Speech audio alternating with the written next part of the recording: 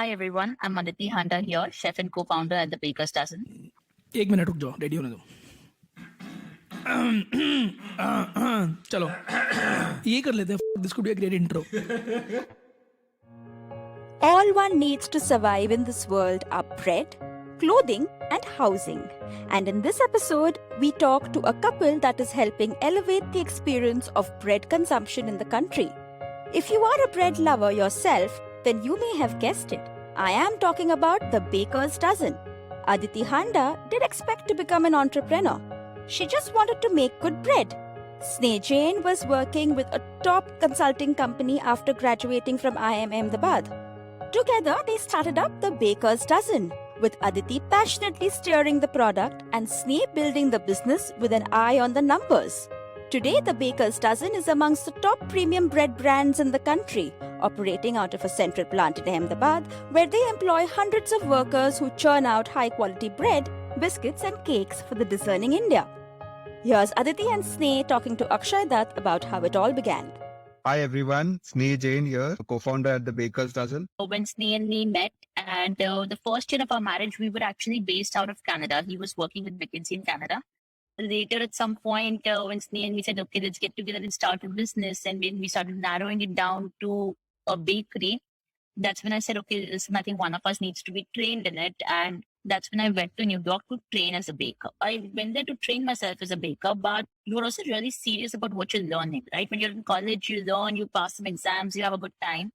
But very rarely is one as dedicated in college to say that I'm going to make my life out of the subject I'm studying.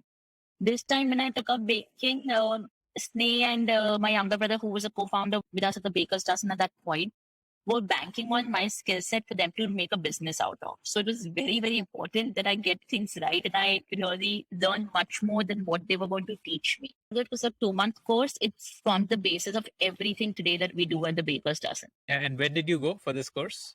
This was around April 2012. Okay. And what's your backstory? So Akshay, I'm born brought up in Bombay, did my engineering from there, from Bombay, then did my MBA from IIM Ahmedabad, classic middle class grade A student, ready to take up a job and move ahead in corporate life. I got placed in McKinsey. So, in McKinsey obviously they focus a lot on employee training and skill development because that's their main resource, right? So in one of our trainings, and we were taken to Shanghai, it was like a leadership development program. So they were trying to build people who would become leaders within McKinsey. And they had this very interesting thing where they gave you a lot of Lego blocks and told that create your world 5 years down the line. So can you visualize what your life would be or what your aim would be 5 years down the line? And I actually built one of those classic factories and a nice looking car on the front because that always has to be there. And I remember, the instructor asking me, so what is this? And I said, that's my factory. And she almost looked at me saying that you're in McKinsey. You're not supposed to be setting up factories 5 years down the line. And that's when I still remember after that session, I called Aditi. She was in Canada at that time. And I told her that I think I'm going to leave. I think I've developed too much and now I need to leave. So that's how I decided in a way, realized that I want to do something on my own. And also, I'm very clear, I wanted to do something where I could touch the product. It has to be a very physical part to it, right? I'm not somebody who can work a lot with intangible things. I need the product in front. I need a manufacturing. I remember I left around 2012, McKinsey. And around March 2012, we were in one room. We had a whiteboard in front and we said, In Ahmedabad or in Ahmedabad. Where did you? Okay. In Ahmedabad. So we moved to, from a work point of view, we moved for some time to Ahmedabad at that time. And so we were in a room, there was a whiteboard and we actually started jotting down business ideas. And it was almost a very basic exercise where we started, okay, roti, kapda, makan. We actually went to that level. Okay, what can we do in food? Okay, textile does not interest us. We came up with weird ideas or actually ideas ranging from old age homes to stem cell research, thought of like a big basket kind of inventory model. So we went through the entire range and that's when we said food seemed interesting. And within food, then bakery came up finally. bakery as in like a commercial grade bakery was what you thought, or you thought like say, you have like Theo Brahma, all of these, like you thought something like that, like retail. So this was a little bit funny. This idea came in a very passing state when we were having lunch with someone and discussing future entrepreneurship ideas. And whilst eating lunch, someone made a passing statement कि यार India में अच्छी bread नहीं मिलती. This was more of a reaction to something we were eating at that point. And we used to voice record our meetings at that point to hear them later. And we said, yeah, this is very true that whenever it comes to bread in India, it is so massy, not nice. And the kind of bread you get in Europe, it's not what you get over here. And we said, this sounds good. Let's put up on the whiteboard this idea of a good bakery. At that point, we thought bread and cake. But once I went for my course in New York, since I connected a lot with bread and I didn't really connect with cake at that point, we said, let's start a bakery that only bakes bread. And we really, really wanted to do justice to bread and bring all its tradition and the goodness around it to Bombay and just see what that turns out to be like. Okay. So you're not talking of like opening a retail outlet bakery, but more like supplying to supermarkets. And we wanted to do it on our own brand. So I think it was always clear that we'd have a small baking unit and we'd have a small shop. Due to real estate constraints in Bombay, we knew these will not be front and back. The bakery will be in a lower real estate place, and whereas our own shop will be on a high street. The first shop that we put up was 225 square feet shop. So we always knew it would be something like that. But at that point, we said, okay, one shop. And, we're done. For 5 years, no more. When things start rolling for you, then you're like, why only one shop? Why not 100?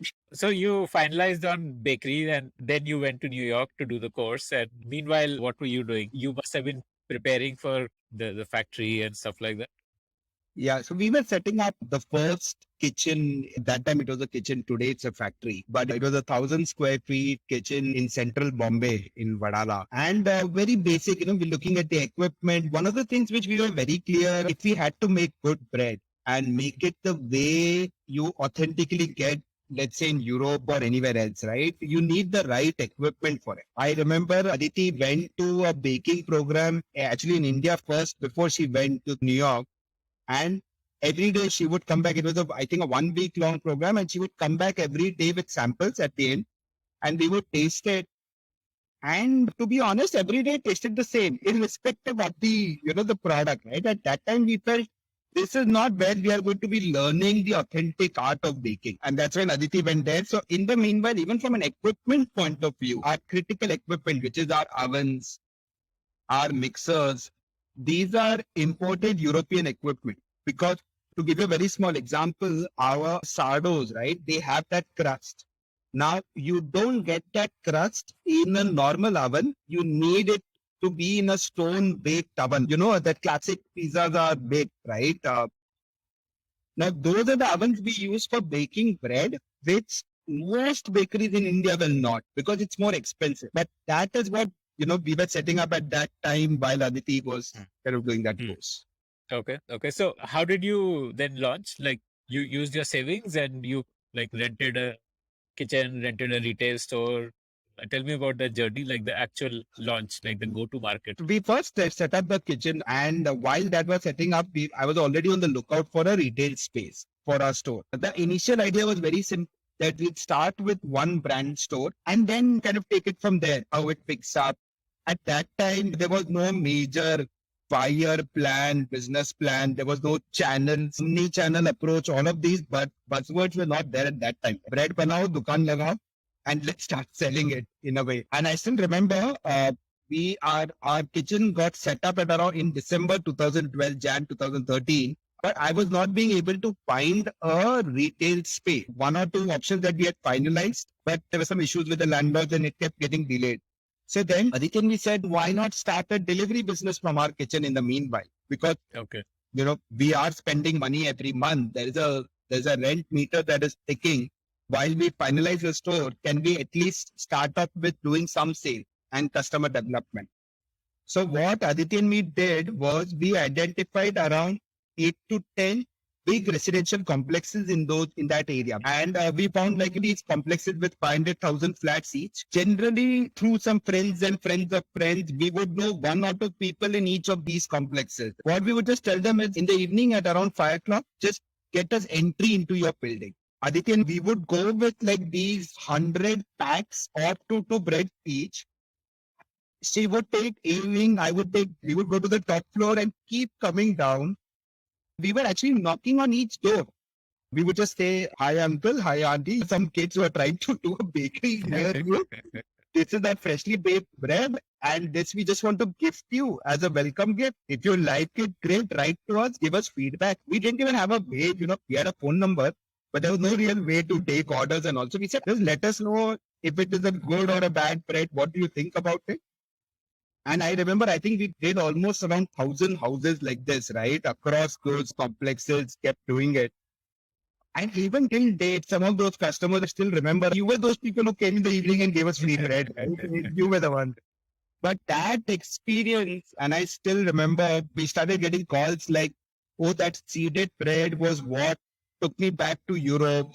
And that kind of customer feedback is something which was very different. That kind of kickstarted the sales. Okay. Aditi, what did you decide as the products? What was the range that you launched with? We started, I think, the range for about 6 to 7 breads, and we tried to keep a mix. We had the regular sized bread too, because obviously that is something we all are very familiar with and we all grew up eating. But I also wanted to have a range of sourdoughs because obviously that is what I fell in love with. So we tried to have a mix of, let's say, a whole wheat, a multigrain, a ragi, a couple of sourdoughs, a French one, a German one. There were about 6, 7 items on our menu. But I think from day one, I loved the German sourdough, which we call the 4-grain. And although I used to bake all of it, I had a very clear favorite. And if someone would walk into the store, I would only sell that to them. Instead, there were times when a customer would buy something else and I'd be like, Auntie, 4-grain bread, trust me, bahut achhi hai. Aap aaj free ki lekar jao. But you have to take it.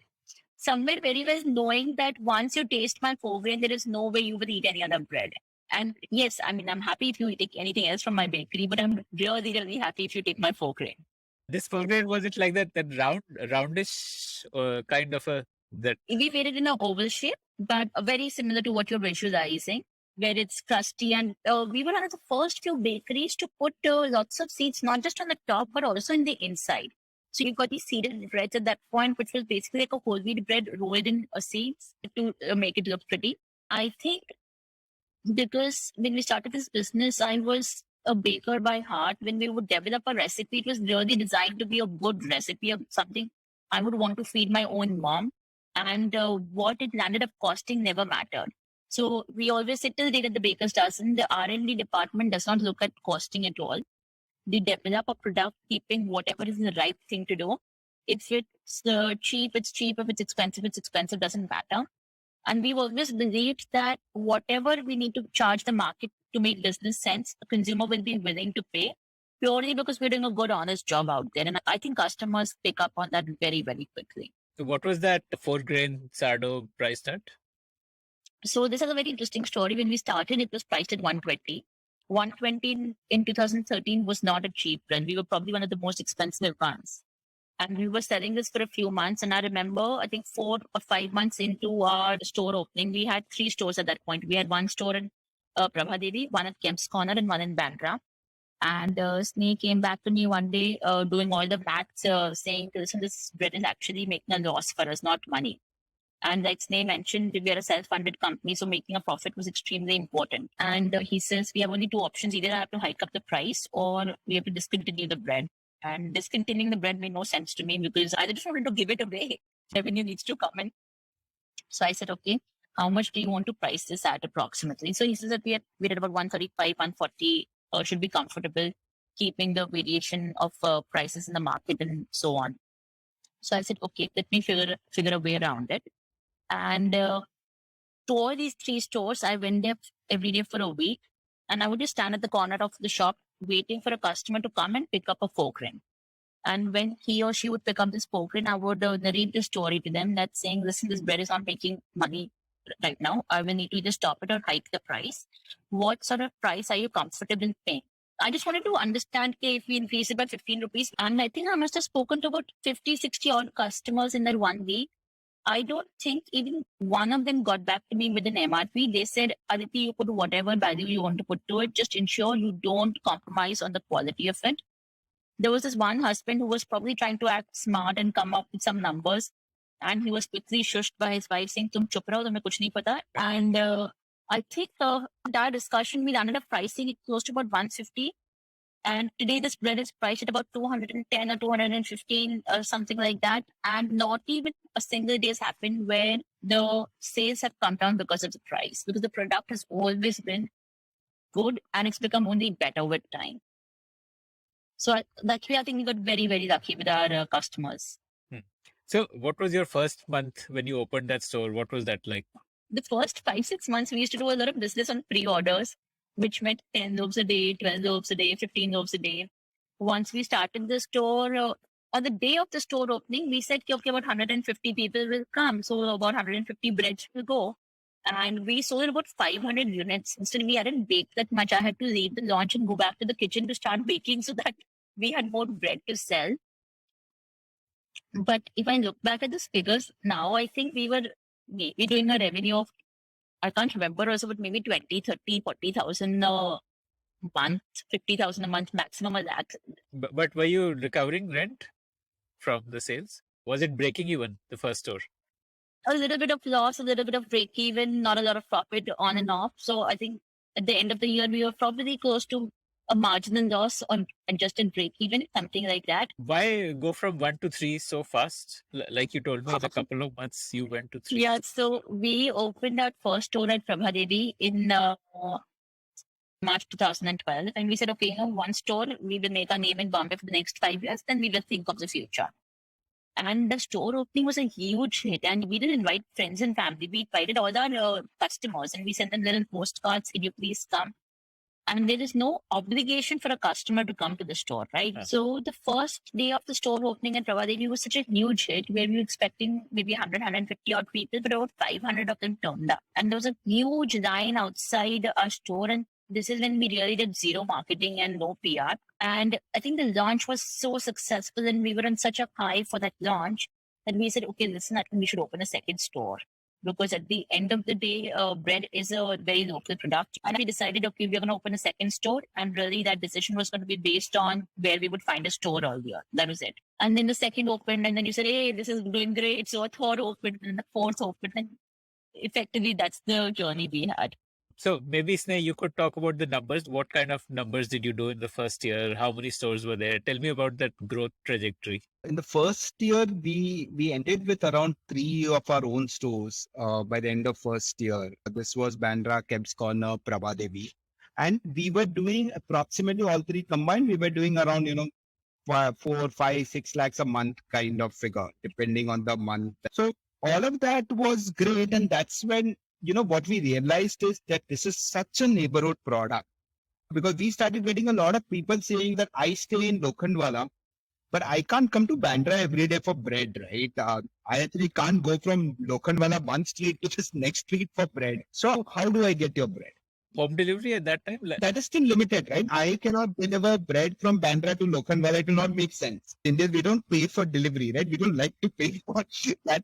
Even if you order a 400 rupee dish, that 20 rupee for delivery always, it irritates us, right? So then we said that, okay, there has to be a way to take this product to more locality. And that's when we actually got into our tie-ups with modern trade and the retailers. So that's when we started with Nature's Basket, with Food Hall, with Hyper City, Star Bazaar, all of these guys. What happened over there is interesting as to how we got in, right? So if you ask any FMCG brand, the thing is when you go to these retailers, they'll ask for margin, they'll ask for listing fees, they'll ask for marketing support, X, Y, Z, right? In our case, what started happening was that the top management of these retailers started becoming our direct customers from our stores. So I still remember like the Star Bazaar CEO of India, he was staying near Kolaba or somewhere. And he wrote to his category people that my family is having this bread from this new brand every day. And why don't our stores have it? So gradually those tie-ups started happening, Akshay. And you still had one small back office baking setup. Yeah. Within the 1,000 square feet, there was our small 50 square feet office. There was the manufacturing. Everything was there. There was a three-wheeler tempo that we initially started with for delivering. Very, very classic, that kind of story, right? But modern trade is where we realized, okay, now this is something which can go to beyond one or two localities. And what started happening is, I remember Heiko in Powai, for example, that became even a bigger store for us than our own stores on some days because of the pure sheer footfall that store would receive. And that's when our entire, I think almost 2013 to 15, that journey was a lot of this expansion across Bombay. Today also, Akshay, we are the biggest partners for Nature's Basket Pan India on a bakery segment, for Food Hall as a branded bakery. So those relationships have stayed with us over time. And that's how we expanded, at least in Bombay, Pune.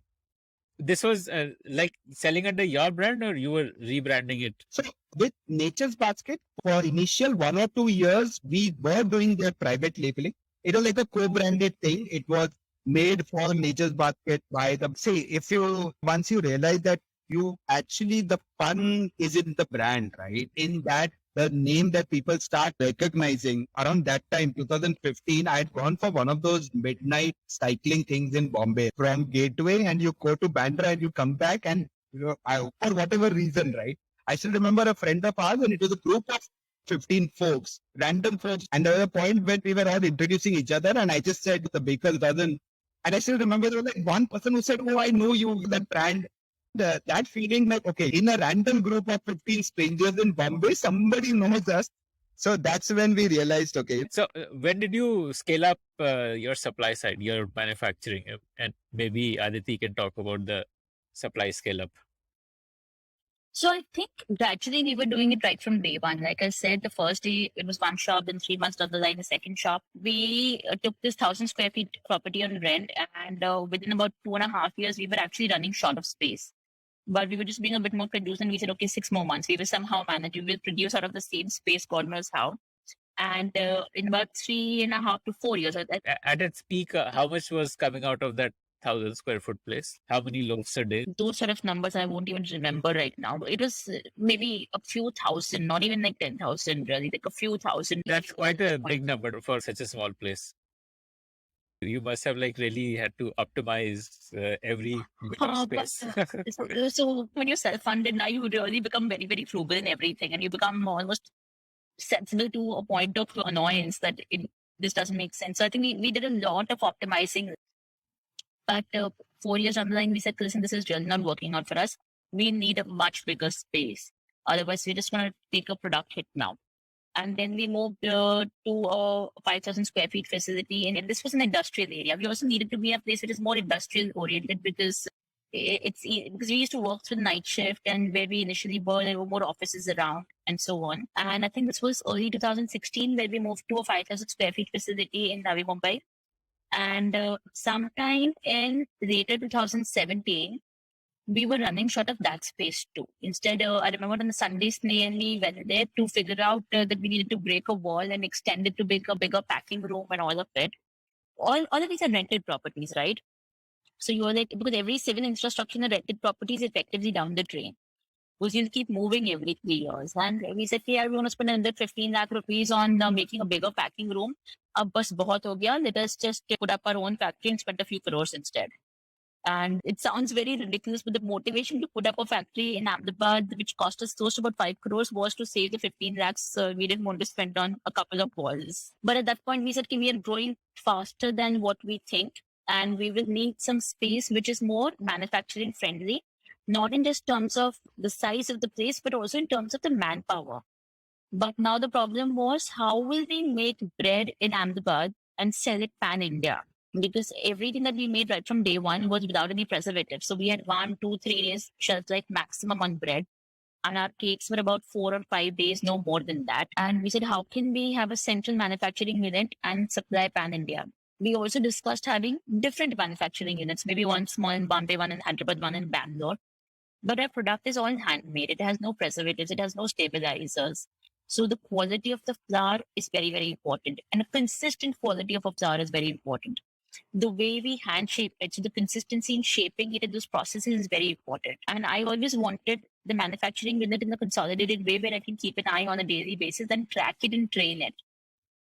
So I think it was very clear that if this product had to be a same quality pan India, we had to have central manufacturing. Now the question was, how do you tackle a thing of shelf life? So that is when we went around the world trying to figure out कि बाकी दुनिया क्या कर रही है. Because as entrepreneurs, one of the things we always know is when you face a problem, you're probably not the first one to face this problem. Someone has experienced exactly the same thing, if not a version close to it. So a good thing is to go and hunt out there for an answer and then modify it to your situation. So we went here and there and we figured out this packaging technology called modified atmosphere packaging. Now, this packaging technology is not something new in India. The pack of chips that we buy, the paneer that we buy, it is effectively the same thing where it has a barrier film, so oxygen doesn't enter and there is no oxygen inside the pack. They flush it with nitrogen or similar inert gases. We were going to be the first ones to do this packaging technology in the industry of bakery. So what you were buying in, let's say, Lays or paneer, we were going to do it in bread. And one of the questions was that why are we the first ones to do this in bread? Why has nobody else done this till now? Because we couldn't be that smart, right? And the logic behind it is this packaging is very expensive. So if it cost me, let's say, 15 rupees to make a bread, it cost me almost 15 rupees to pack it. Now, as per industry standard, this ratio is not right. It doesn't make sense. But what this packaging technology meant was that means you have a consistent product, you have a handmade product, and you have no preservatives, which to me is a very, very important thing to do because bread by nature is something you will eat every day. Bread by nature is something very tedious to do at home, and a product that you eat every day, which you can't make at home, and if you have to buy it from the market, it should be healthy, it should be hygienic, and it should not kill the nutrition that you're consuming. So we said, you know what, I think our consumers will understand this. So if it's going to cost us more to make a product, we are going to pass on that cost to our consumer. But hopefully it's only 10, 15, 20 rupees, which is quite insignificant for the value of health that one pays. And our consumers will accept it. And I think we are very, very lucky that way. Whenever we wanted to experiment around with things, our consumers have been very, very adjusting and accommodating and actually appreciative of what we do. And this packaging, people responded to it quite well in the sense where they said, okay, we see the logic. There was also a little bit of reluctance from them was that, listen, it's very plastic heavy. And that bothers us because when you see a brand like the Baker's Dozen, which talks about honest product, why is that not translating into your packaging? I think this was a very, very genuine concern they had. And to us, very frankly, it was an emotional call. Either you will have a preservative-based product or you will have something which is plastic heavy. Once I put the preservative in, there is nothing I can do in terms of quality. But if I generate more plastic waste, there are several practices being done in the Baker's Dozen to find a way to try to offset it as much as we can, whether it's recycling our waste, whether it's making manure out of the food waste we get, and so on. So it was an emotional call, and we said, okay, let's go ahead with this packaging. We started this in January 2019. We're spending 6 months to a year trying to explain this to a customer from our point of view. But obviously, these things happen organically. Then March 2020, when the pandemic hit and lockdowns happened and we all got so scared about buying anything from the market, everybody wanted to buy this product because it was soap friendly, sanitizer friendly. You could dunk it in a bucket of water. And I think what also happened is that for almost 8 years or so, we were harping about hygiene in bread, more than health in bread. Right from the first 1,000 square feet facility we had, and like the way Sneh described it, was really small and compact. But we used to still call our customers and bloggers to the kitchen, and we just liked showing it off. We were always very proud of our manufacturing unit. And we would always talk to them about, look at the hygiene of the way we do things, the uniforms, the work surfaces. And then something like the pandemic happens, people automatically think of you first. And they said, it seems like a good idea to get a Baker's Dozen product right now because they've been talking about hygiene when nobody was talking about hygiene when it came to bread. And I think post 2020 is when I think our business really, really took off. We were growing, but not at the kind of scale we're growing now. If I had to talk in terms of numbers, If you like to hear stories of founders, then we have tons of great stories from entrepreneurs who have built billion-dollar businesses. Just search for the Founder Thesis podcast on any audio streaming app like Spotify, Gaana, Apple Podcasts, and subscribe to the show.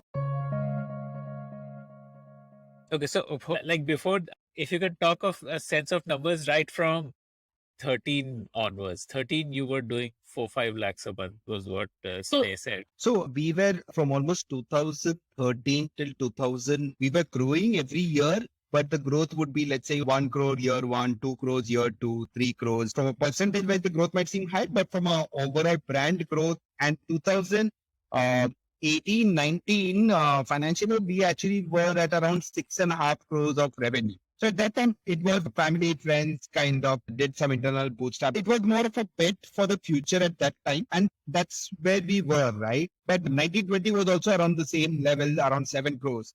But 2021, we did around 17 crores of net revenue, up from 7. Now 21, 22, we should be doing around 30 crores of net revenue. And at an ARR level, we are almost touching around 40, 45 today as on date. It's always the last 2 years has been a 500% growth in a way from a 6.5 to a 35, 40 crore level, right? And for me, see, I always break the TVD journey into 2 parts, right? There is a 2013 to almost end of 2018, 19. When we were just learning from a lot of mistakes. So first, initially, we tried to scale up beyond Bombay too fast. We started sending stuff by air to Bangalore, saying one day it will make sense. And that time, sometimes you just feel like, okay, there's a customer demand. Can I try to fulfill it? We had like thoughts of multiple manufacturing facilities. I think there was a lot of trials and errors that we did. Also, a lot of homework during that time. So, no one had ever thought of centralizing bakery manufacturing. No one had ever thought of the innovative packaging technique used in breads in India, right? No one had thought of producing in one corner and, taking it like today, our stuff goes from Ahmedabad to Calcutta. It goes to Delhi, it goes to Bangalore, right? It's the same product that is going everywhere. I think 2020 onwards is when all those bets started paying off. And if we had only seen the last 3 years, I don't think we would have learned from those. I think those earlier years had a very formative kind of, impact on the brand. I think they really taught us what to do and even what not to do. But the last 3 years has been like truly a journey for us. When did you guys start taking home salaries? When did the business reach that level where you were comfortable taking out money? I think around 2000, mid 17, 18 approximately. And I think that was also because somebody told us that if you can't take your own salary, that there's something fundamentally wrong, right? For me, I come from a background in terms of engineering, IIM, etc. Now suddenly your entire cohort now talking at a different level 5-7 years down the line. Sometimes you really start questioning, is this bet worth it? And in our case, both eggs were in the same basket, right? It was not that I was doing something else or Aditi was doing something else, right? So there have been a lot of those questions through the journey. I would say almost 17, 18, 19, I think those years were really tough in a way of the questions on the overall business. And is it something which we want to do for the longer term? I guess when you would have gone out to raise that round, people must have really questioned you a lot at that stage. So that was a tough period. Definitely. We knew we were doing the right things, but the results hadn't started coming. It's hard to justify putting in 5 crores when your top line is 6 crores. Yeah. So it was, and I think a combination of the errors from the past, the pandemic, which kind of changed. And somebody else told me, you can be at the wrong place at the right time, right place at the wrong time, but one day you'll be at the right place at the right time. And that's what in a way happened to us. And I think that's what's pushed us the last 2-3 years. How did your sales channels evolve over the years? So you had those 3 stores in Bombay, yeah, and then you had these tie-ups with modern trade. How did that evolve? Did you get into additional distribution channels? So we started doing the e-com partners. We were one of the first bakery brands on Big Basket when it started. We have always been omnichannel even before that concept came up. If there is a customer in any locality, I need to be able to serve him. And bread is such a product. Even if, for example, we have customers who stay in Bandra, but for them, still delivery is better because one, why will you go to a store if they deliver? And secondly, it is not an experience product. Once you know what you like. It's a very repeat purchase product. It's a very loyal product. And like, I love the croissant, Aditi might love the bagel, and she will only have that all the time, and I will only have the croissant all the time. Right? Now for that, we don't need to visit a store. So e-com started building a lot. And actually today, from a pure distribution standpoint, our products are present in almost 20 cities. We have our own combination of brand stores and delivery only stores across almost 8 to 9 cities. We are there on every modern trade or e-com platform you can think of, including all the quick commerce guys, right? So whether it is Nature's Basket, Big Basket, all of you name it, generally we are there, and we are the only, I would say, kind of premium or higher quality bakery brand across cities, across these platforms. Otherwise, your competitors would be local brands. There's nobody Yes. at a national Yes. level who's competing at your price point. And that's helped us a lot. Like today, for example, we get mails from customers saying that earlier I was in Bombay for 5 years. I should love your products. Now I've shifted to Gurgaon, but thank you. I'm still getting the same product, right? So that consistency of supply and the product being easily available, that is what makes the difference. And for us now, going forward, the back end in terms of the product, the manufacturing capability, that all is there. It's just as to how quickly can we take this to further cities, right? So, what is your sales distribution split? Like, how much comes from which channel? Like, how much from online? How much from like those fast delivery companies? How much from modern trade? Like, what does that split look like? So 40% of our sales comes from the online, the e-com universe. Now that would include your quick delivery guys. It will also include players like Big Basket and anybody. And that percentage, by the way, has shot up from 15-20% 2 years ago to a 40% today. So that shift has been quite drastic. Which is also a reflection of these players putting in tons of money, getting aggressive to acquire customers. So their spend on customer acquisition is like benefiting you. And also, Akshay, just the pure sheer scales, right? See, today, for a brick and mortar retailer, it takes time to build cities, to grow, right? Now, for whatever reason, but these guys, they are in a great hurry. So, like, we generally, when we're talking of launching, it's not launch in one city or something. It's like, okay, can we start in, 10 cities? And then we'll see the next 10 later. So, that's the 40%.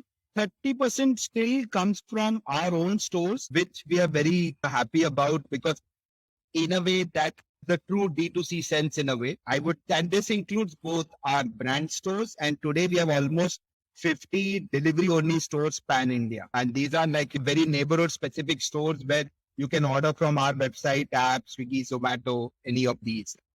And then the remaining 30% is mostly modern trade and a few select general trade, your good corner shops that I would call them. So that's the broad split. So do you also want to start taking orders through your own brand website and stuff like that, like a D2C play? Yeah. So we already do. We actually take orders from our website, and we also have our own app. We are in the process of revamping those. They're not the most optimized website and app today, but we are actually in the process of completely revamping those and making it much more customer friendly. So that's something which we are heavily investing in and pushing towards.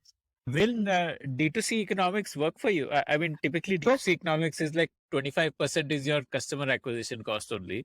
So will that work for you? And then you have cost of product, cost of delivery. So 2 reasons why I feel we should push for that. One is this is a very high repeat category. Once I've acquired you and once you're used to our bread or cake or cookies for that matter. So we all grew up I was in Bombay. I grew up eating bread for 20 years of my life, thinking that was the best bread that was there. And I'm being very honest about it. That's how this category is a very, very high repeat category. So yes, there will be an initial cost to acquire a customer, but for me, the value is much higher. Second, also, see, we feel our website, our app, it serves a dual purpose. Yes, there is sales linked to it.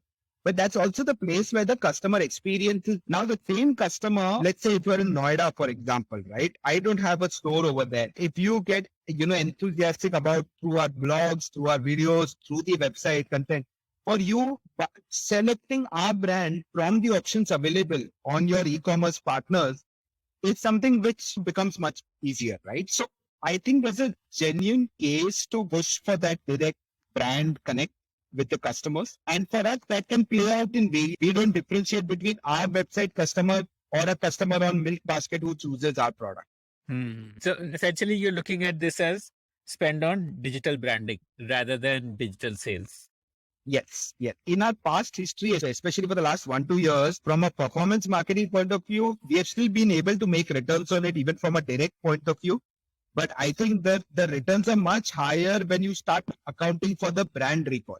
How much of your sales is from your own D2C website? From our store sales, it's approximately around 30 to 40% that comes from. So this I include our website, our walk-ins into our brand stores, call deliveries, everybody. And then the remaining are from your Zomato, Swiggy. Are you planning to raise funds and like to really build a brand? You need to spend on marketing, right? Probably you need a celebrity endorsement and stuff like that, and you need some Bollywood actor eating your bread and or actress. So you would need to go down that route because now you have the ability to scale up your production.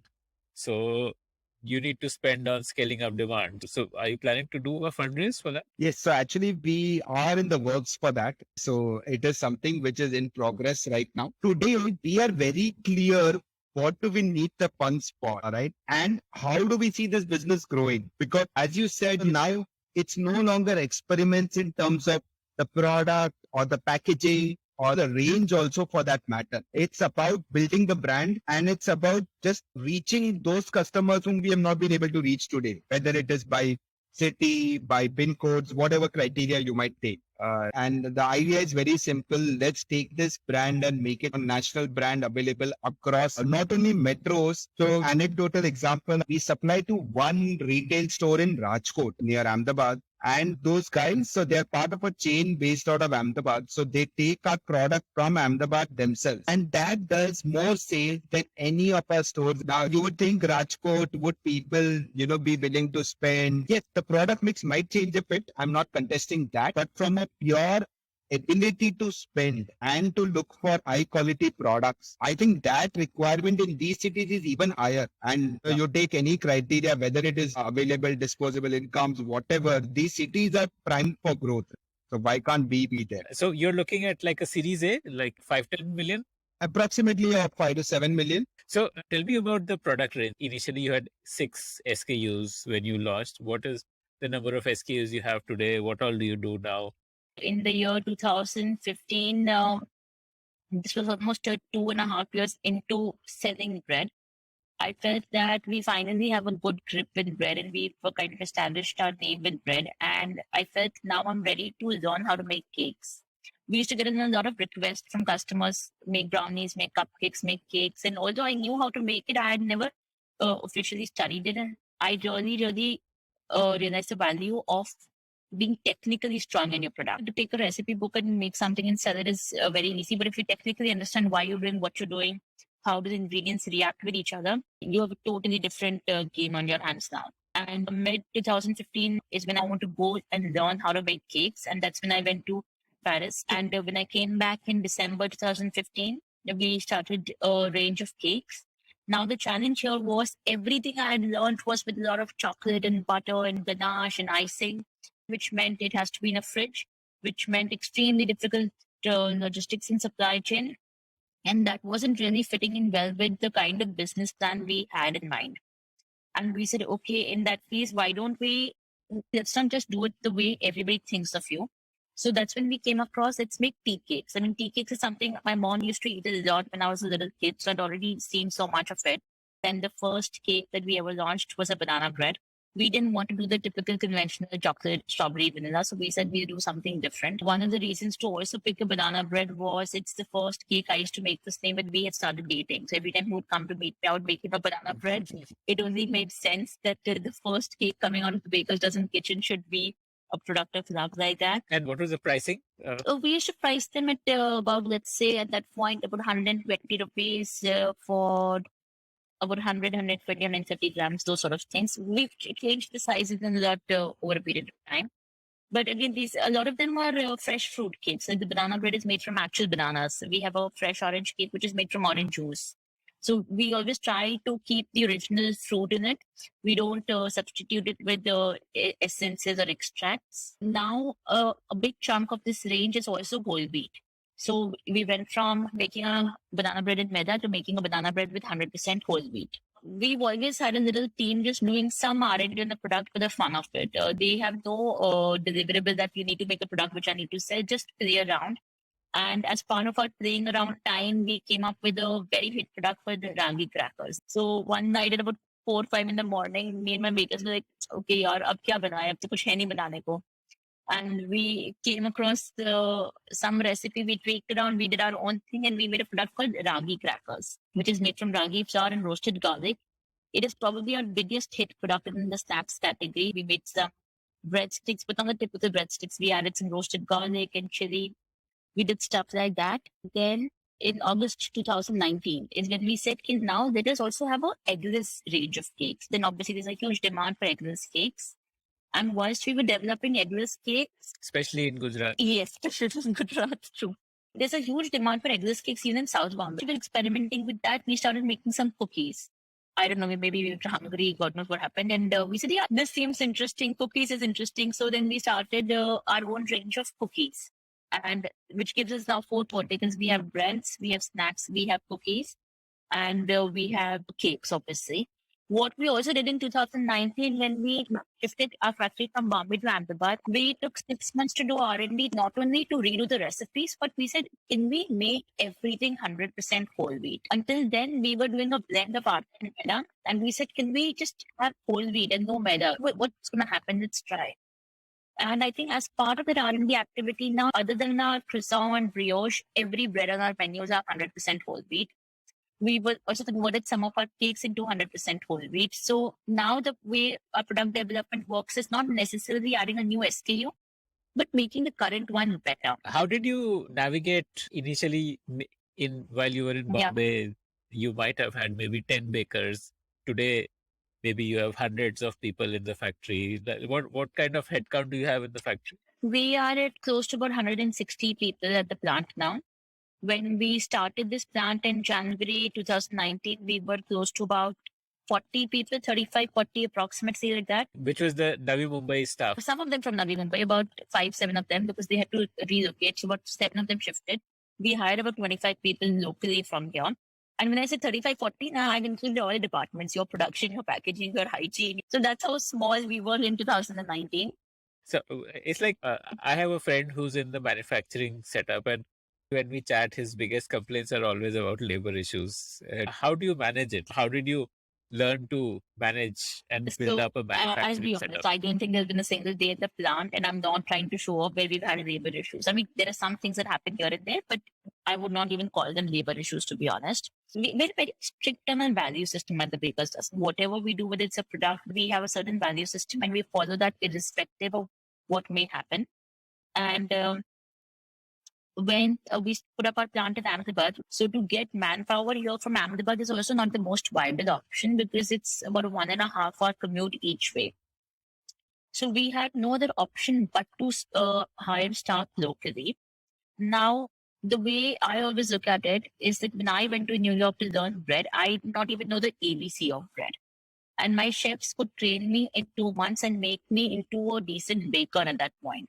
Now, obviously, my chefs are great teachers. I've still not reached that level. So maybe I'll take a year or 2 years. But I genuinely believe that if there is someone out there who's dedicated and hardworking, you can become a baker. And that's where we got really lucky that when we started hiring people, that's what we do with everyone. That listen, you will get a job here at the factory. You are unskilled right now, but we will train you in whatever department you are in, whether it's the hygiene department or production or packaging. And we are hoping that a year down the line, you are a skilled staff, and not just for us, but you're an asset to your own self. So you are more hireable in the market out there. And I think that's a philosophy we've done in Bakers Dozen right from 2013. Purely because we could not find good bakers. So we had no other option but to develop good bakers. And I feel when you take care of people like that, when you train them, when you give them a livelihood, they don't leave you, no matter what. Instead, when the first lockdown happened, there are so many of my friends and family who have plants, who have factories around, and they all had labor issues. In lockdown, mein, log aayenge kaise? We've been open every day. And we did not have anyone saying that, listen, we will not turn up, because to us, it was the first time we were going to get to serve our nation in a time of crisis, in a time of need. And we wanted to do the best we could. So we turned up at our work every day. I remember pre-pandemic, we were at about 60, 65 people staff strength. We hired about 50 people during the first lockdown itself, because that's how fast we were growing. And hiring meant really fast training. So we brought in a lot of, stuff that you study about Henry Ford and principles like that in our manufacturing, to streamline, to make consistent products, to train people faster, to convert them into from unskilled to skilled. Wow, amazing. And what is your current number of loaves? Now produce close to about 15,000 loaves a day. I think we could produce much more. Right now, we just need to build up more capacity at the plant to be able to cater to all the customers that we are getting. So we're in the process of doing that. What is the constraint? Is it machine? Is it manpower? Now it's a little bit of machine and space. So we are trying to ramp that up in the next few months to be able to cater to the peak that we will experience towards the end of the year. So during October, November, December, suddenly what happens, people just eat so much. Even bread consumption goes up. Everyone's just happier towards the end of the day. So at this point of the year is when we build capacity for the end of the year. So you're like expanding your factory. You already have the space. We already have the space. Equipment we get is from France and Sweden. So it takes about 4 to 6 months for that capacity to be installed. So by when do you think you'll be a 100 CR brand? 2 years from now, I guess? You're already at 40 CR. Annualized. Yeah. So 2 years would be the outer limit for that. And we see a clear path to that. So as I said, it's not only more like city expansion in that, more newer platforms, the D2C push from our own website app. We are also incidentally getting a lot of interest for export, especially to neighboring countries like your Dubai and Singapore and all. We might not do all the categories over there, but at least we will look at especially, let's say, the cakes or the cookies, those categories, because there is a product gap over there. So I think 100 should be something which easily we are looking at in the next 2 years, maybe even higher.